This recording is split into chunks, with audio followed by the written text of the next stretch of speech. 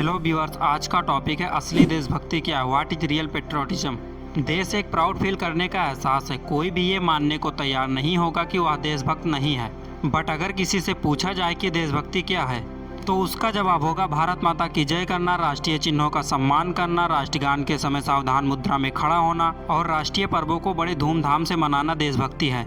और किसी से पूछ लिया जाए कि देश क्या है तो वो राज्यों के नाम बता सकता है, प्राकृतिक इलाकों, नदियों, पर्वतों, सरहदों के नाम गिना सकता है। यही अर्थ और परिभाषा किताबों में भी है, मीडिया में है, टीवी फिल्मों में भी यही जानकारी दी जाती है। अगर किसी को इससे भी ज़्यादा देशभक्ति का शौक होगा तो उसके फ़ोन में कॉलर ट्यून, रिंगटोन देशभक्ति के नाम का मिल जाएगा या उसकी सोशल मीडिया हैंडल पर लहराता हुआ फ्लैग दिख जाएगा। देश का सबसे पहला और सबसे बड़ा अर्थ है देश की जनता और देश में रहने वाले लोग। और देशभक्ति का मतलब है ऐसा काम, ऐसी क्रिया जिससे देश की जनता का भला हो, और अगर भला ना हो सके तो किसी का बुरा या नुकसान भी ना हो। जैसे सैनिक देश की सेवा में 24 घंटे जुटे रहते हैं, वैसे ही एक आम आदमी हर समय ऐसा कुछ कर रहा होता है जिससे देश पर और देश की जनता पर अच्छा या बुरा प्रभाव पड़ता रहता है। फॉर एग्जाम्पल, एक आम आदमी से लेकर साधारण कर्मचारी तक रोजाना कुछ ऐसा कर रहा होता है जिससे देश की विकास में बाधा पड़ती है। जैसे कि अपनी नौकरी से जुड़ा हुआ काम ठीक से ना करना, अपनी जिम्मेदारी ना निभाना, किसी हेल्पलेस की मदद ना करना, और ये सब करके भी कोई ड्यूटी लेसनेस वाली गिल्ट पैदा नहीं होती।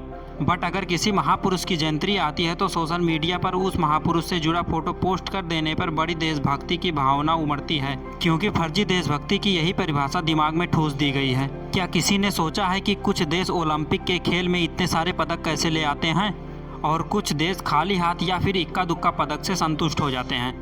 रीजन साफ है कि उस देश की खेल एकेडमी अपना काम ठीक से नहीं कर रही है। भ्रष्टाचार, लापरवाही, जातिवाद जैसी कई रीजन से सही प्रतिभाओं का सिलेक्शन नहीं हो रहा और ना ही सही ट्रेनिंग की व्यवस्था होती है।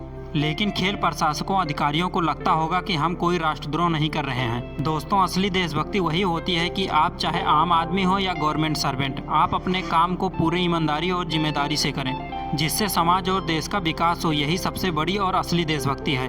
जय हिंद।